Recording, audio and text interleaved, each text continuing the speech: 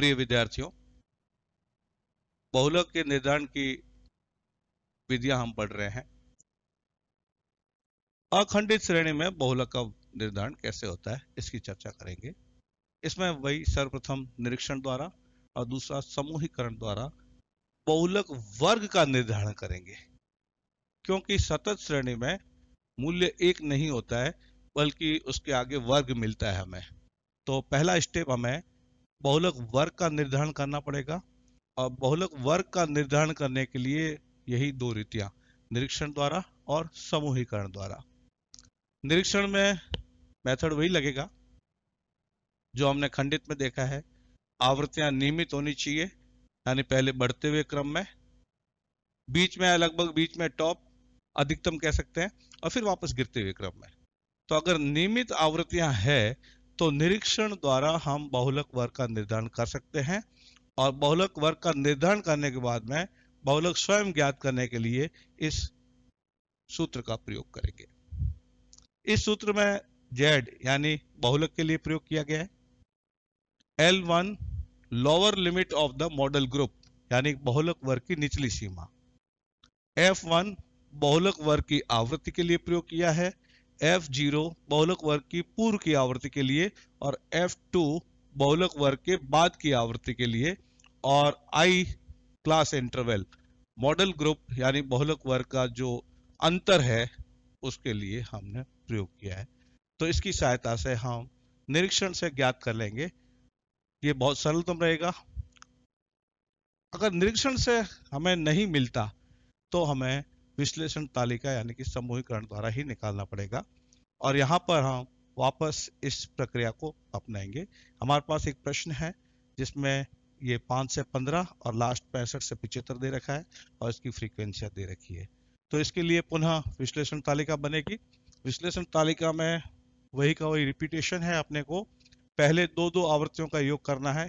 ये पहली दो, फिर ये दो, फिर दो, पीछे एक बच गया, इसको हम छोड़ देंगे। इस बात का विशेष ध्यान रखें। दो आवृत्तियों का योग करेंगे, फिर हम प्रथम आवृत्ति को छोड़ करके दो आवृत्तियों का योग करेंगे। ये इस प्रकार से तो हम ये प्रोसेस शुरू करते हैं। दो आवृत्तियों का योग में 12 और 7 ये 19 हो गए, ये 46 हो गए, यहां पर 36 हो गए। फिर ये प्रथम आवृत्ति यानी 7 को छोड़ दिया, 12 और 17, तो 12 और 17 29। फिर इन दोनों आवृत्तियों का योग करेंगे तो ये 60 हो जाएगा, 60 हो जाएगा। फिर इन दो आवृत्तियों का योग करेंगे, वो 8 हो जाएगा। तो इस प्रकार से खास ये जो आपका रजिस्टर या नोटबुक है उसमें ये ध्यान दें, ये क्लिपिंग या ये सिस्टम लगा देंगे जिससे ये रहे कि हमारा फोकस कहाँ करना है। अगेन चेक कर सकते हो, पहली को छोड़ा फिर दो को, तो ये देखो यहाँ पर हम इन चीजों को साथ में ऐसे ले आएंगे। अब तीन फ्रीक्वेंसियों के योग के लिए पहली, दूसरी और तीसरी, पहली, दूसरी और तीसरी, फिर एक बचेगी, उसको हम छोड़ देंगे। ये पहली तीन, फिर तीन, और ये अंतिम छूट गई। फिर प्रथम को छोड़ के तीन का, तो प्रथम आवृत्ति को छोड़ देना है, फिर तीन का योग करना है।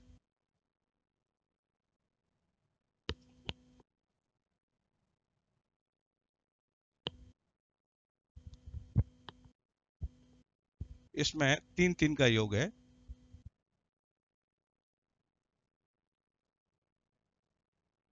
प्रथम को छोड़ करके ये तीन का, फिर एक, दो और तीन का, इस प्रकार से हमें योग करना है।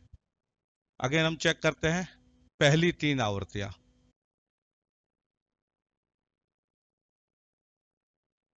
36, फिर अगली तीन आवृत्तियां, इनका योग हम करते हैं तो 65, और एक बच गया, उसको छोड़ दिया।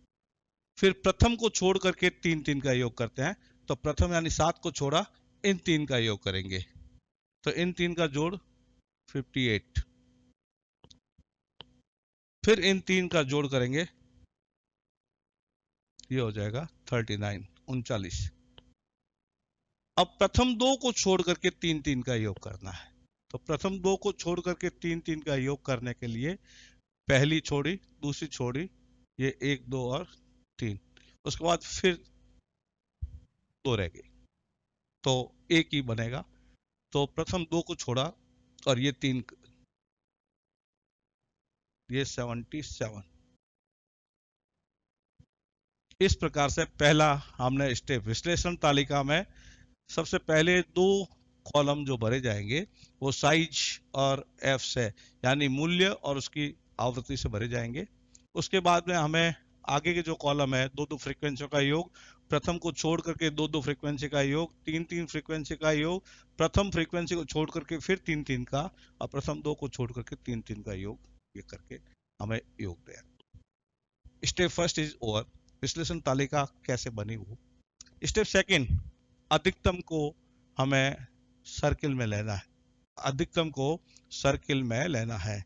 तो अधिकतम सर्किल में लेने के लिए पहला 31, दूसरा 46, तीसरा 60, नेक्स्ट 65 और 77 और इसमें 58। तो ये हमने सर्किल वापस चेक कर ले, क्योंकि यहाँ विशेष सावधानी है, अगर जरा सा भी चूके तो क्वेश्चन पूरा उत्तर दूसरा दे देगा। तो सबसे पहले हमने ये यहाँ देखा तो ये 31 है, उसके बाद में हमने यहाँ देखा 46 है, यहाँ पर अगर विशेष ध्यान दें तो 60, यहाँ पर 65 और यहाँ 58 और लास्ट 77। तो ये हमने जोड़े लगा दी। अब ये जिनकी सहायता से बना है उन लाइनों में मिलान चिन्हों का प्रयोग करना है। सबसे पहले 31 ये स्वयं की सहायता से बना है इसी लाइन में। 46 इन दो की सहायता से बना है, तो इन दो सहायता में यहाँ पर हम मिलान चिन्ह देंगे। 60 इन दो की सहायता से बना है, तो इन दो में मिलान चिन्ह देंगे। 65 इन तीन के योग से बना है, तो यहाँ पर एक, दो और तीन, इनके यहाँ मिलान चिन्ह। 58 यहाँ देखेंगे एक, दो और तीन के योग से बना है, इन फ्रीक्वेंसियों के योग से बना है, यहाँ पर दे दिया। और 77 यहाँ से शुरू हो रहा है, एक, फोर एंड क्रॉस और एक, तो ये हमने मिलान चिन्ह दे दिए। मिलान चिन्ह देने के बाद में इनका योग कर लें, एक, तीन, पांच, चार और एक। अब योग करने के बाद सर्वाधिक जो योग है या घनत्व है वो कहाँ है, 5। परंतु उत्तर हमारा ये अभी नहीं होगा, ये हमें बहुलक वर्ग का निर्धारण करवाएगा। तो सर्वाधिक जो यहाँ पर घनत्व है उससे संबंधित अगर इधर जाएंगे तो 35 से 45, खंडित श्रेणी में सीधा उत्तर आ जाता था, यहाँ पर सीधा उत्तर नहीं आएगा। पहला स्टेप पूरा होगा, बहुलक वर्ग का निर्धारण। हमने ये तय कर लिया मॉडल ग्रुप या बहुलक वर्ग 35 से 45, तो हम लिखेंगे मॉडल ग्रुप बहुलक वर्ग तय हो गया 35 से 45। पहला स्टेप हमने पूरा कर लिया।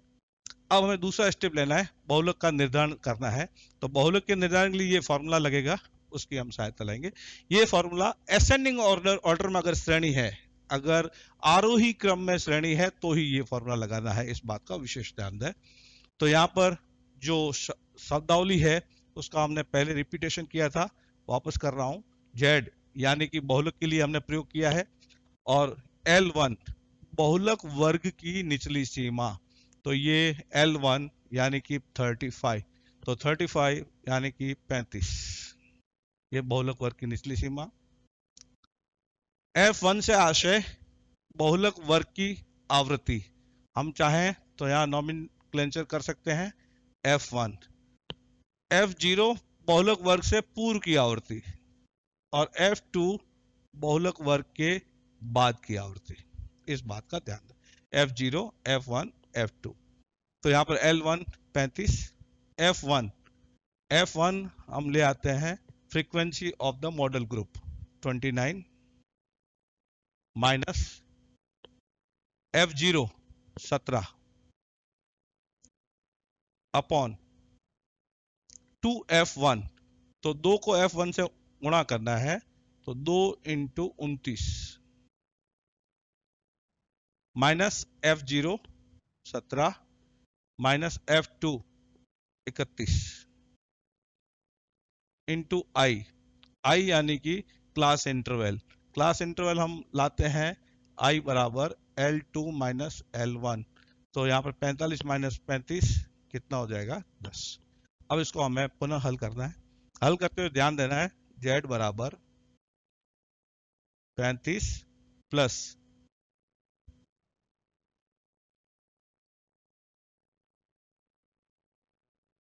ये 58 में से 17 और 31 घटाने हैं तो कितना बचेगा 58 17 31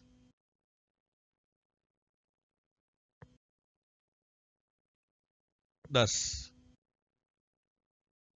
इंटू 10। ये इस प्रकार से रहेगा। तो हम यहाँ पर देखें तो ये कट जाएंगे आपस में और हमारा Z बराबर 47।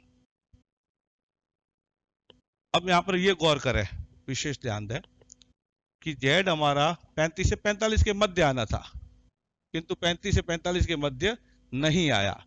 तो ये हम कह सकते हैं यहाँ पर बहुलक का मूल्य बहुलक वर्ग की सीमाओं से बाहर चला गया।